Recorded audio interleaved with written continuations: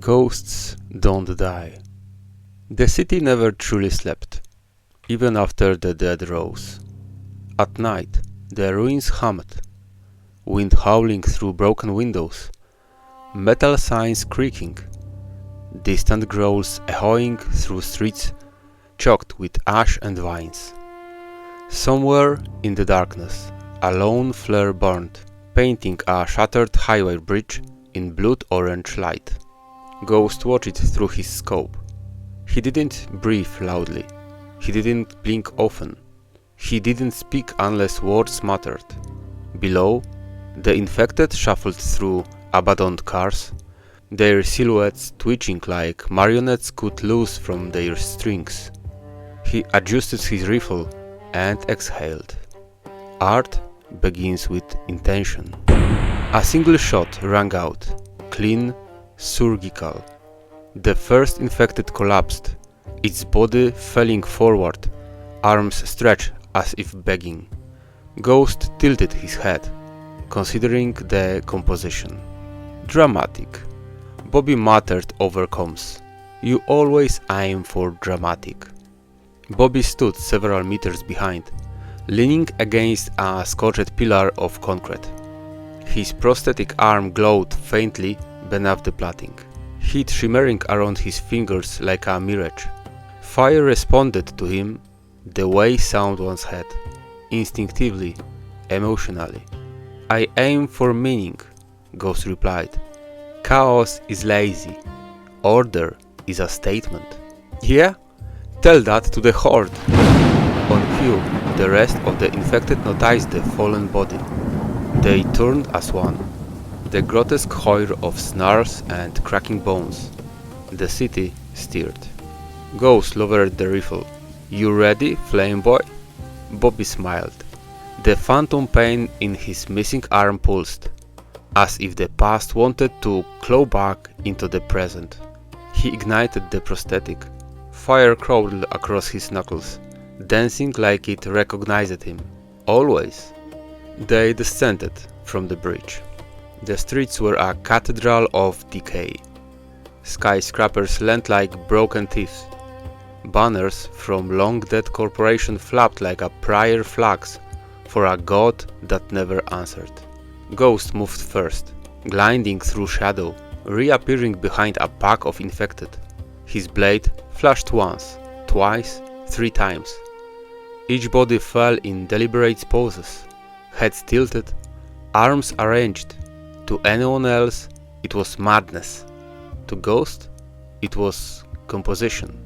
Bobby walked straight into the chaos. He slammed his flaming fist into a zombie's chest, igniting it from the inside. Another lunged. He caught it, whispered something under his breath, and released a burst of fire that turned the creature into a collapsing silhouette of ash. Careful, Ghost said. You are smearing the palette. Palette this, Bobby replied, sending a wave of flame down the street. The asphalt itself ignited. They advanced deeper into the city. This wasn't a supply run. This wasn't scouting. This was something else.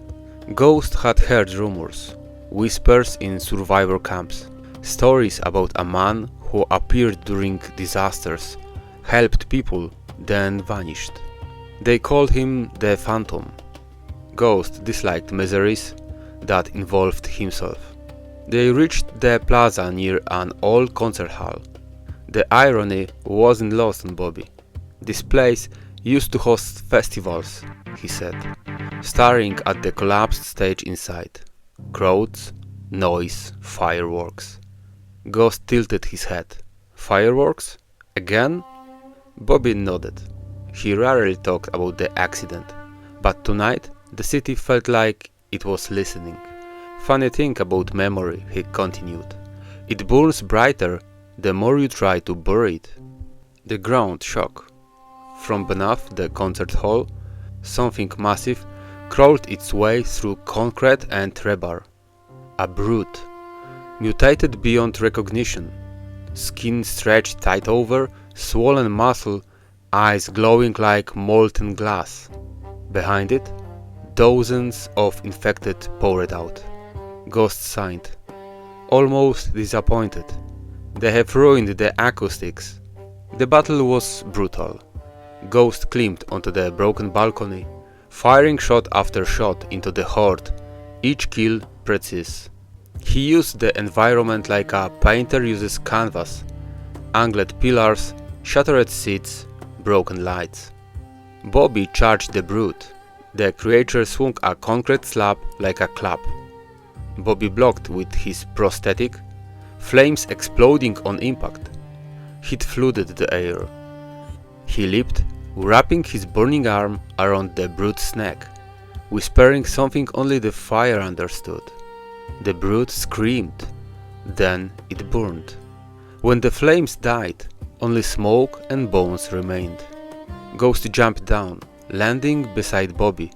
Efficient. Artistic, Bobby corrected, smirking. They sat on the edge of the stage, watching embers drift upward like souls looking for somewhere to land. For a moment, the world felt quiet. "You know they talk about you?" Ghost said. "Who doesn't? Survivors, riders, children. They say you appear when things go wrong, save people, then vanish." Bobby stared at his burning hand. "Sounds exhausting. They call you a ghost." Bobby laughed. "You are named Ghost." "Exactly, which is why I dislike brand confusion." Silence stretched. Ghost finally spoke again, softer this time. "Do you ever think about disappearing?" Bobby didn't answer immediately. He looked at the stage, the broken instruments, the silent speakers. Once, this was everything to him. Now, it was just rubble. "Sometimes," he said. "But disappearing is easy. Staying is the hard part." Ghost considered that.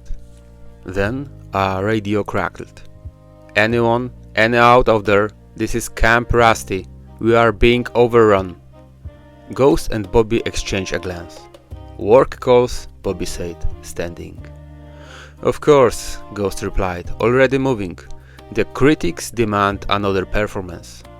Camp Rusty was chaos. Barricades burned, and the infected surged like a living tide. And in the middle of it all stood a man singing. Rusty. His voice cracked through the air, somehow cutting through the noise. He swung a guitar like a club, shooting lyrics no one remembered. Ghost sighed. He has timing. Bobby charged in, fire trailing behind him like a comet. Ghost vanished into smoke, reappearing atop and watch over, eliminating threats before they could reach the civilians. Together, they turned the tide. When it was over, Rusty collapsed on his knees, laughing. "I know you would come," he said to Ghost. "Of course," Ghost replied. "You would ruin the scene without me." Rusty nodded solemnly, as if this made perfect sense. Later, on the outskirts of the camp, Ghost stood alone, staring at the horizon. Bobby joined him. "You ever wondered why people need ghosts?" Bobby asked.